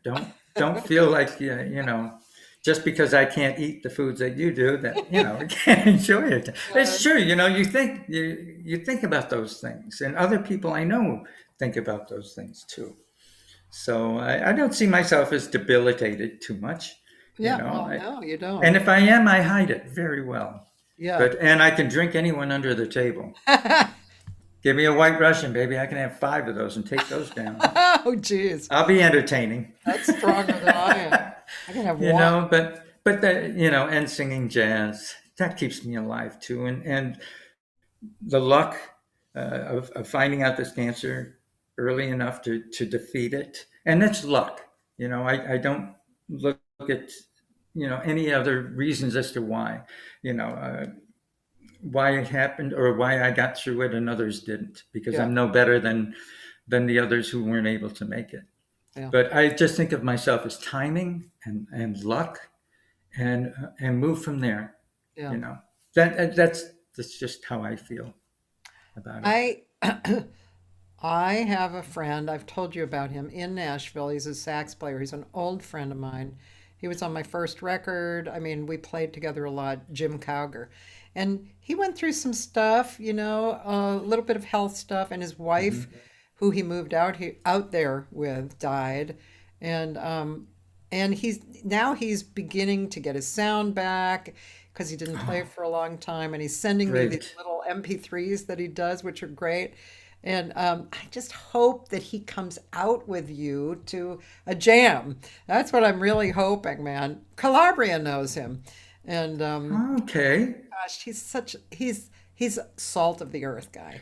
Well, maybe you can text me something, and I'll just say, hey, I know Cathy, and Oh, great. I don't know. We'll chat about that maybe, Yeah, yeah, and see anybody that I can help to get through that stuff. We have some friends who are going through it now, and I've always let them know, hey, I'm a phone call away or a text away, and just chat. Don't deal with it alone. yeah, It's not fun. It's not fun. And Reese was there for me 24/7. yeah, God bless him for being in my life. yeah, But he's not experienced it. He's not been through it. And that's where We Spark helped me, because I was around people who've been through it, you know. And Reese encouraged me, the second time when I had it. He says, get out there with other people who've been through it. I'm there for you, of course, but yeah, I've not been through it. I can't relate to it like others can, yeah, share it. So, yeah. yeah. That's cool, man. Um, you know, I'm the weirdest person who's ever had cancer, because I totally forgot. I got it. I decided it wasn't going to be anything important. I didn't have chemo or radiation, and uh, it wasn't there anymore after that. And then I actually forgot about it. And then, like 4 years later, somebody said, "Didn't you have cancer?" And I was like, "Oh yeah, I did." It was uterine cancer, and it was. I know why I got it, because I was taking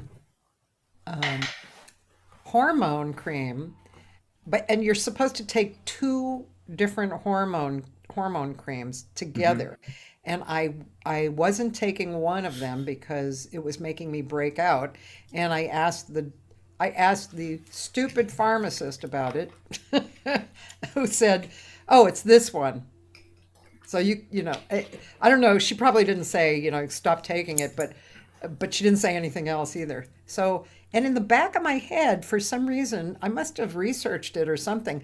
I knew that I could grow tumors by doing that. And so, but when you find out that you have it, it's kind of a little deal breaker. It's like, it's shocking. Yeah. And no matter how positive you are, you're gonna cry. You're gonna lose it for a little I while. sure did. Yeah. Sure.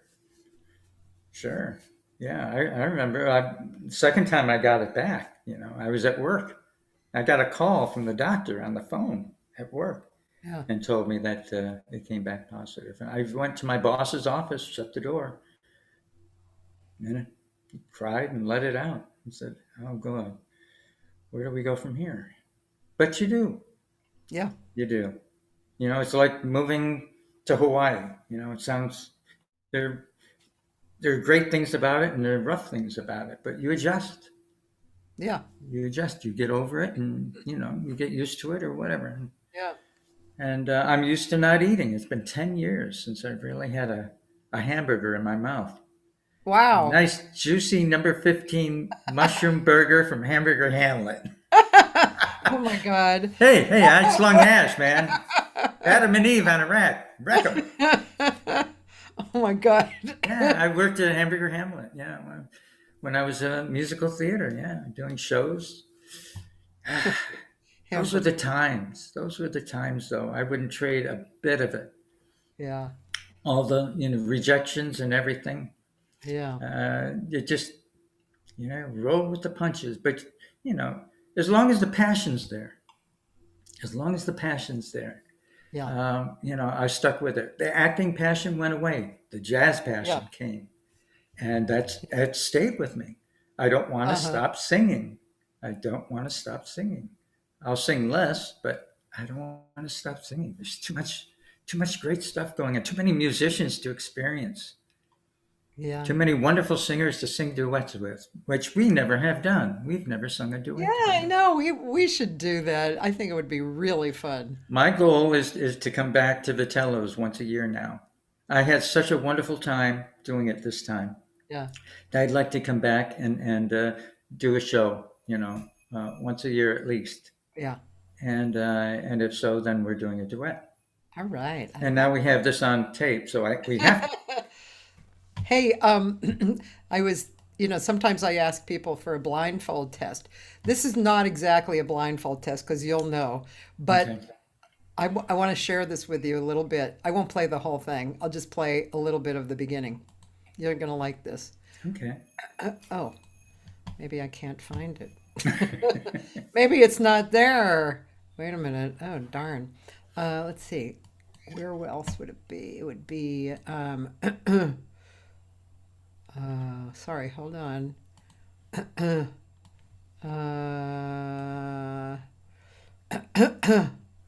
Sorry, hold on. Ah, okay. Luckily, I have it. All right.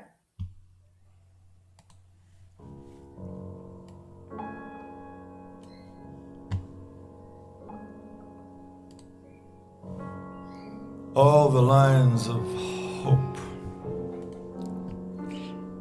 those directions of destiny, some would say. You see it? That hazy pink horizon, so far and yet so near. All those energies take us on this journey to what is almost within reach. Almost.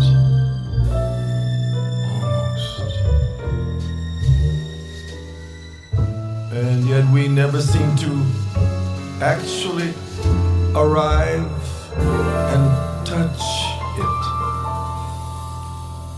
Almost, but not quite. Nearly. Nearly. Nearly. Ah. Oh, Cathy. I know. And check this out. I'll just play a little. One dream in my heart. Isn't that like gorgeous? One love to be living for. One love to be living for. This nearly was mine. He can make you cry, baby. He can make you cry. This record And was, thank you for doing that from South Pacific. isn't that gorgeous? It's a Nan Schwartz arrangement. Oh, Mark Murphy is just, ugh. So Tim He Weston. drives me crazy with his talent. Oh, I know. Just does. So Paul Weston and his wife, Joe Stafford. Joe Stafford, sure. So their son is Tim Weston. And Tim is a guitar player and a producer, and he produced this gorgeous record. It's definitely a desert island one of mine. That's a Rogers and Hammerstein tribute. And each song is a different arranger and singer, mostly singers. And this one is one of my favorites. It's gorgeous. It's just beautiful, just beautiful. And yeah, I'm Through with Love is another one that he sings. That's just hits you. But I appreciate that. I don't know if you know, of course it's from South Pacific, but I got to play Lieutenant Cable with John Raitt Oh yeah. on stage. And I'm on stage. I'm the only person on stage when John Raitt sings This Nearly Was Mine.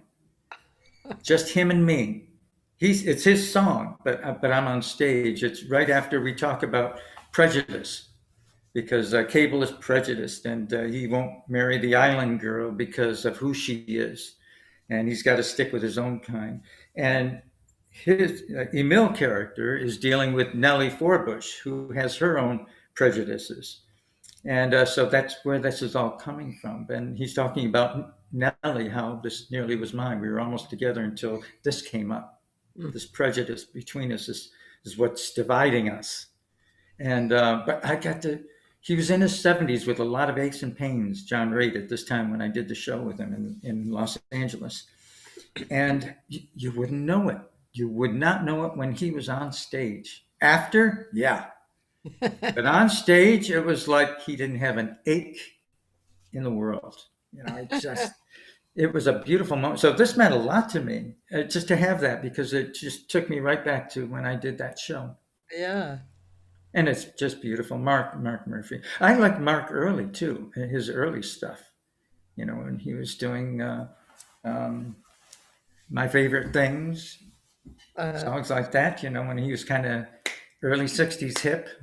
Yeah, very hip. I like that. And then he just there was a huge transition in his music. And all of a sudden, boy, he was there.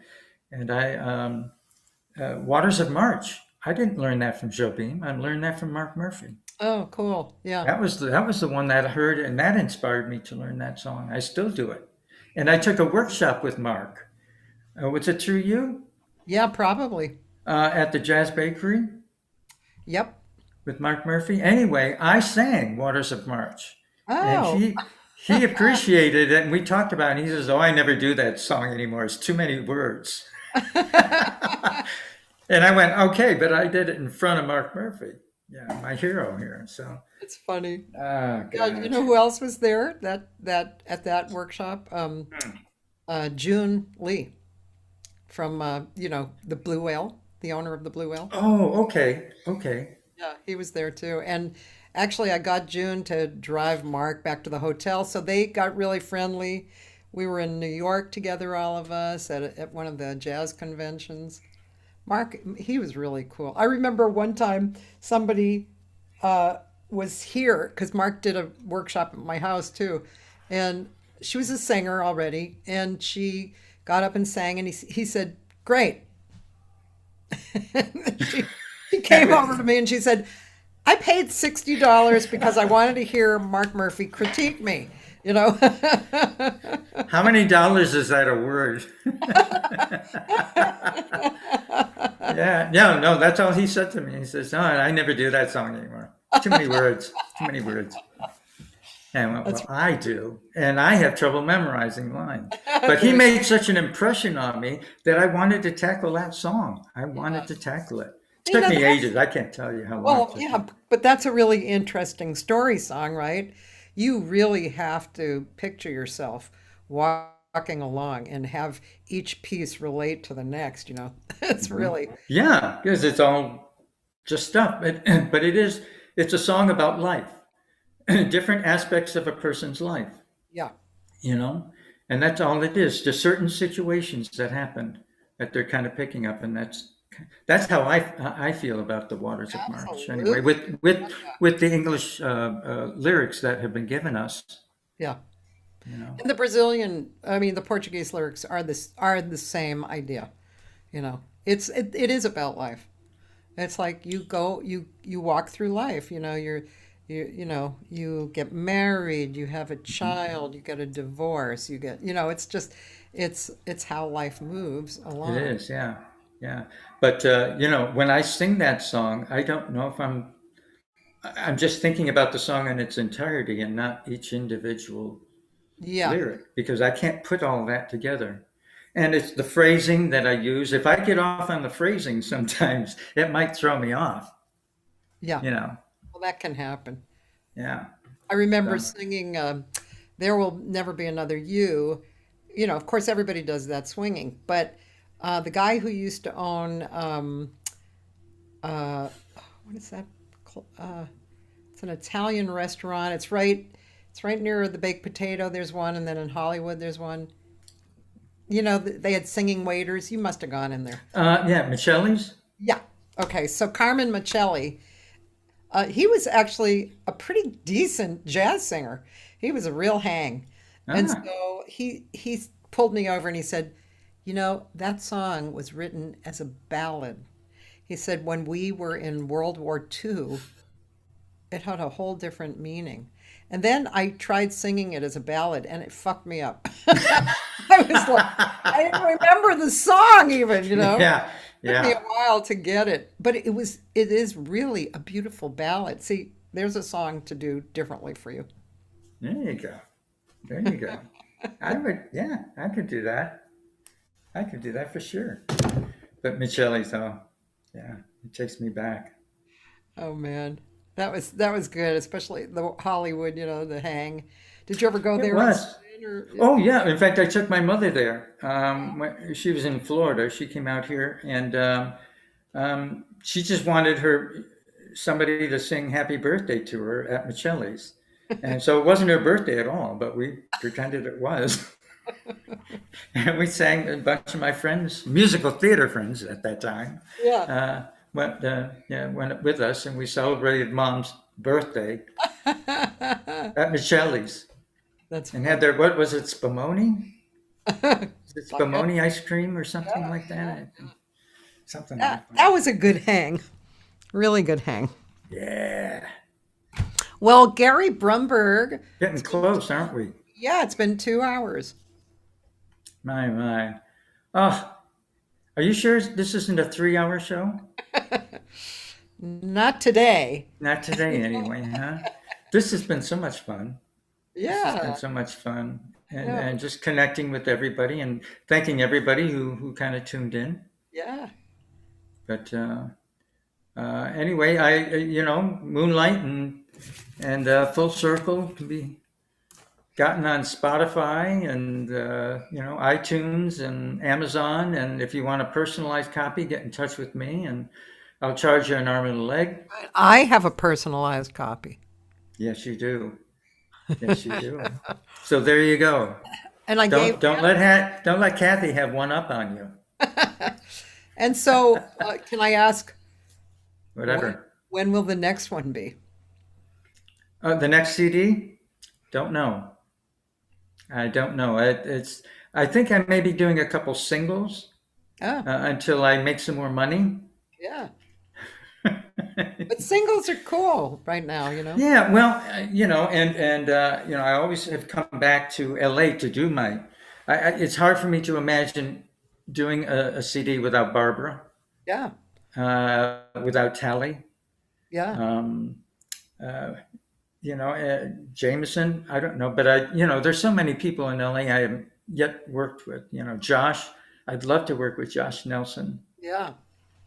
So I don't have anything planned right now. I work on my movie magazine too. I write articles for movie Yeah, we magazines. didn't talk about that at all. Yeah. And in the musical, the play, and stuff like that. So I don't have a new CD at all planned right now. It's quite an experience to go through that whole thing. Not just time wise, money wise, and song wise, and everything. It takes a long time in your life, but I'm hoping there'll be another one. In the meantime, I think I'll probably do go to some studios here in Nashville and do some singles. Oh, cool. Very cool. If you got some ideas from songs, since you already do, throw them my way. I'll think. And just bless every singer in my life and every musician in my life, and hope we get to work together. In the meantime, I'm happy here in Nashville. The last time I actually did a show was with Lenore Raphael, Oh, I did a show with her in North Carolina. So I mean, I can get, some gigs out here too. That's cool. There are a few jazz places out here, but Yeah, not too many. Lenore. But Wow, yeah, so I got to work with Lenore in North Carolina, and Cool. enjoyed that. And so hopefully there'll be a few more too. And anytime you want to pay my way back to LA, Okay. hey, I'm available. By the way, Nora said a very sweet message to you. It's Nora. been such an easy, enjoyable interview. I loved seeing you again at Aviva's show, Gary. That hug of yours, I shall never forget. I kept the card from Vitello's as a memento of you. Love and blessings. Isn't that beautiful? That's just, I'm a hugger. I am an absolute hugger. When you get hugged by me, you feel it. Oh, I think we're gone. Do you still see me? Oh, yeah. Oh, something happened on mine. It says join a live Zoom demo or something like that. I Oh, it just lost you. changed gears on you. Yeah, But there you are. I Okay, still see I'm you. back. I just want to tell people that tomorrow I'm having Darman Meter on, and Darman is one of the singers in the New York Voices with Peter Eldridge and Lauren Kinnan, and he's a big vocal arranger. He's a sax player. He's a teacher. He's extremely respected in the community, and so he's going to be on tomorrow. Then, just to tell you all, for the next like 4 weeks, I'm going to be putting up archives every day because next week I'm going to New York. Actually, I'm hanging out with Sheila and Jay at their apartment, and I'm singing at the Soapbox Gallery, which everybody can look at Excellent. online. Is it going to be live streamed? Yeah, Good. Soapbox on June 1st, and then I'm going to Boston for my 50th reunion. And Oh, one of the nights I'm singing with a really great pianist from who teaches at Berkeley, whose name is gone out of my head, Johnson, Doug Johnson. And then gonna hang out for a while. And Gary is coming and he's gonna metal detect. Garrett, my in between Perry Mason episodes. exactly. And then we end up actually, we're going to stay with Judy Silvano and Joe Lovano for a few days, and then continue on to the Deerhead Inn, which is in the Delaware Water Gap, and it's one of the oldest clubs in America. So, and I have an incredible band, and I'm just so looking forward to it. But I decided I'm not going to interview anybody during this whole time because, just I only have so much bandwidth. Oh, I tell you. This podcast is wonderful. By the way, you have a birthday coming up. I do. Late It's May. Saturday. I remembered. So happy early birthday to you, Kath. Thank you, baby. Many, many, many, many more. Thank you. Love you a lot. I love you more. Thank you. Thanks, care everybody, of for yourself. being here. Thank you, everybody. Bye. See you later.